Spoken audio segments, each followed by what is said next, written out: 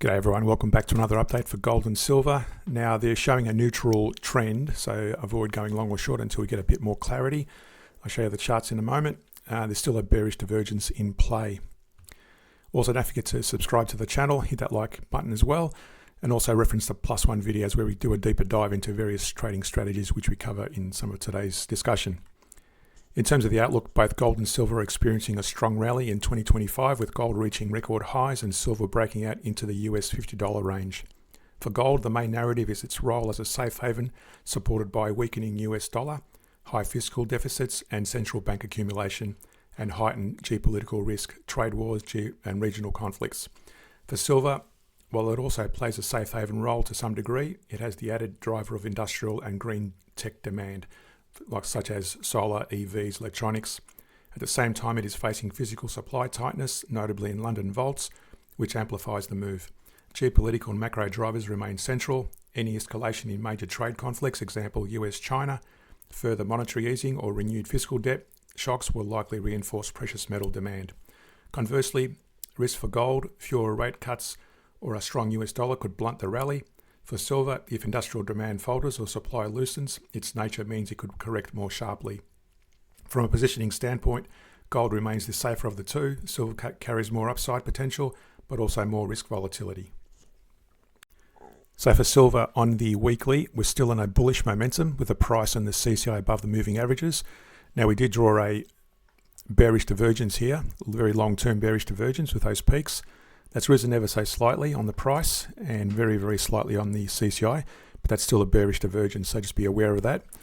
Now, it could possibly fall back, so just we won't draw a target for it yet in terms of a retrace. Let's see what the daily is doing.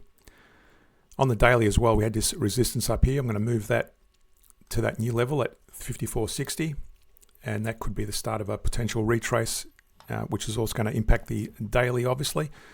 So the price is well above the moving average, but notice the CCI is broken below. So that's a bearish momentum on the CCI, but somewhat still bullish on the price. We had a bit of a break to the downside here as well.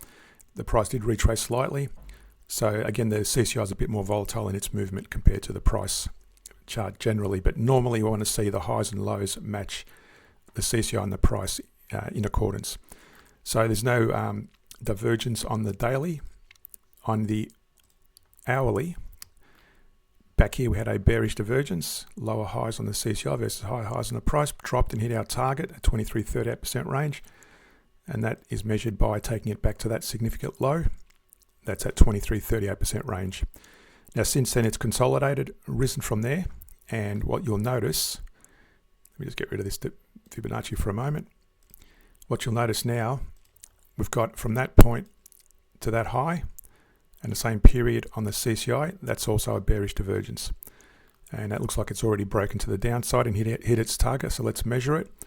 So if we draw a Fibonacci from that high, we'll take it back to the same level, which was that level there. You can see there it's broken directly through that 23.38% range very easily and went as far as a 50% retrace level. And now it's currently consolidating in that 38% range, with potentially further downside on both the CCI and the price as well on the 1 hour chart. Now we always look at the 1 hour chart as well because that gives us an indication of how the higher time frames will move. And as I said, we're still bullish on the price on the daily, but it's turned bearish on the daily CCI. Now if we go to the back test, using the daily trend here, we go long because the price and the CCI, we're trending long here. So you take predominantly long trades only, no short trades. And that was indicated here by the hourly chart. And what I've done here is zoomed out deliberately, and you mark all the divergence that have happened.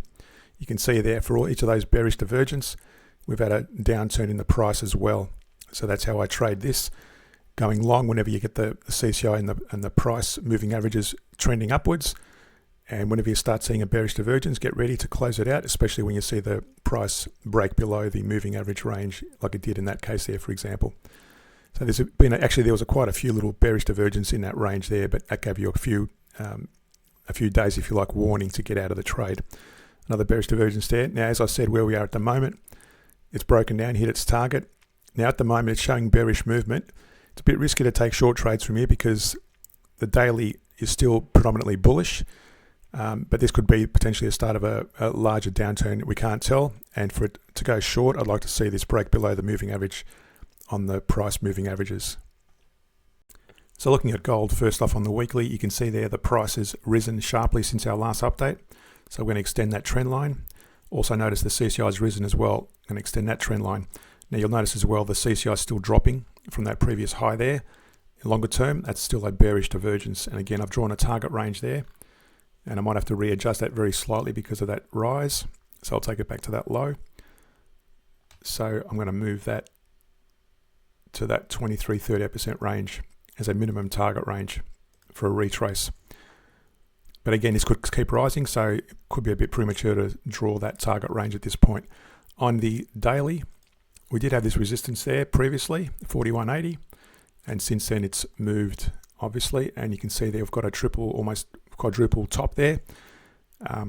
So we might see a bearish move there. Now notice here, back to that point there, we had a bearish divergence, and the price is moving to the downside. Now since then, the CCI has risen slightly compared to that point there. So I'm going to remove that trend line and that divergence from that period. However, if I zoom in, what you will notice is we've got this flat top here on this. That's almost a touch point there as well. This could possibly break high, but at the moment, 3 confirmed touch points, a triple top versus a declining CCI. That's a bearish divergence. So now to draw a Fibonacci retrace on that, we still take it back from that high down to that low. So I'd like to take it back to the significant low where the moving average band started to turn down as it did there. And that would be our target range for a retrace. Okay. So now the daily is still bullish, but again, just be aware and always respect these bearish divergence. On the hourly, again, there's that triple top almost, or double top if you want to call it that. So it's flat there, and similar sort of pattern on the hourly as well. By the way, the different time zones are all independent in terms of divergence. They don't necessarily always line up. In this case, they do. And what we're looking for as well, and you'll notice here as well, we had another bearish divergence in that little range. So let's measure that one first. Take it back to that significant low. You can see there it broke down to that 23-38% range for that little divergence. And if we move actually the same, it's going to be the same Fibonacci range for this period. We take it back to that low still, and that'll be the same target range. So I'm just going to extend that. That applies for that period there because that hasn't risen. So at the moment on the hourly, it's starting to break down possibly. So just be aware of that. And if we go to the back test, you would have been going and still predominantly long from that point around about the 22nd of August, which is this period here on the 1 hour chart. And again, respecting the bearish divergence on the 1 hour chart, long-term, shorter-term ones. And whenever you see the price start bending down, getting ready to exit the trades, that also allows you to avoid any drawdown if you get out of the trade before that divergence started taking its effect. Now, again, as I said, it's breaking down here with just around about the moving average range on the CCI. And you can see there, that would have been your last little trade you would have taken, and you would have got out of it. Zooming in, you would have got out of the trade. Had you gone long in one of those candles there, you would have got out of the trade probably on one of those candles and booked those profits. For added benefits, why not subscribe to my Patreon page where I look at weekly bullish shares and we do a scan, and these are some of the shares we've traded in the last month since the 21st of September. And to date, we've made 3,600 trading small amounts, $5,000 worth of each trade. And even overnight, we did actually close out American Express and Mattel, and that was in a video we put out just a while ago.